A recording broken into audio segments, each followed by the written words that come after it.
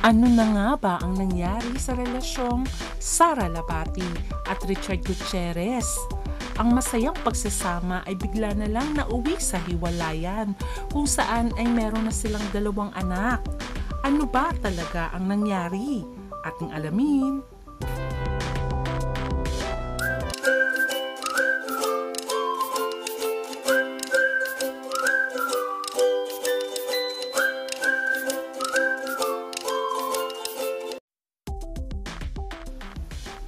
Marami talaga ang nanghihinayang sa relasyon ni Sara Labati at Richard Gutierrez dahil mapapansin naman sa kanilang Instagram account na masaya sila. Ikinasal sila year 2020 at meron nga silang 2 anak na lalaki. Kaya naman, sabi nga nila, complete family na. Kaya naman sa kanilang paghiwalay ay marami ang nagulat. Marami ding spekulasyon ang lumalabas. At sabi nga nila ang may third party daw ay si Sara Labati. Pero meron din nagsasabi na si Richard Gutierrez ang meron daw third party. Pero wala namang confirmation sa dalawa. Until early this year ay inamin na nga ni Sara Labati na talagang wala na sila ni Richard Gutierrez. At marami rin talaga ang nagtatanong kung ano talaga ang nangyari sa dalawang ito na nakikita nilang masaya ang kanilang pamilya na pinopost nila sa kanilang mga social media accounts. Pero bigla na lang nagkaroon ng problema.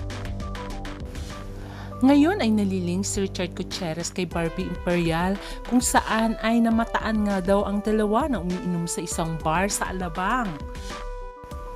Pero parehong idininay ni Richard at Barbie ang spekulasyon na merong special feelings sila sa isa't isa. Until nito lamang ay namataan na nga si Barbie Imperial at si Richard Gutierrez sa South Korea. Dahil sa sightings ng dalawa ay tumitindi ang spekulasyon na talagang may special feelings o relasyon si Barbie at Richard Gutierrez. After ng sighting sa dalawa sa South Korea, ay nag-post na naman si Barbie at finilex niya nga ang kanyang gym photo with a mystery man na ang alam ng iba ay si Richard Gutierrez ang nasa likod niya.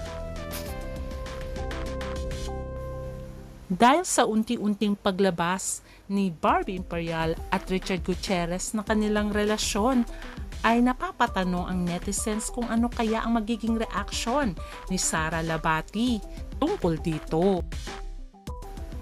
Ayon sa malapit kay Sara ay wala daw siyang pakialam kung anong relasyon ngayon ni Barbie at ang kanyang ex-husband na si Richard since hiwalay na daw sila.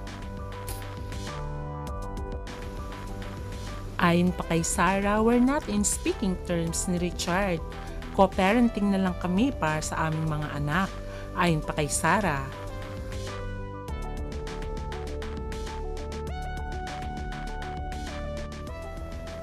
Pero ang tanong ng mga netizens, sino nga ba ang naunang nagloko o nangaliwa?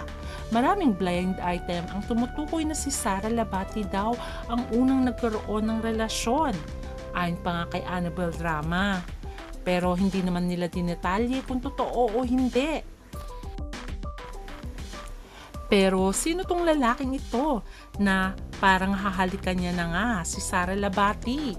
Walang iba kundi ang ex-boyfriend ni Yassi Pressman na si John Semira na isang entrepreneur at mapapansin din na may heart na nag-like sa kanila. Ano sa tingin nyo? Friends lang nga ba itong si John Semira at Sara Labati? Base sa larawang ito, magbarkada lamang ba sila? What do you think?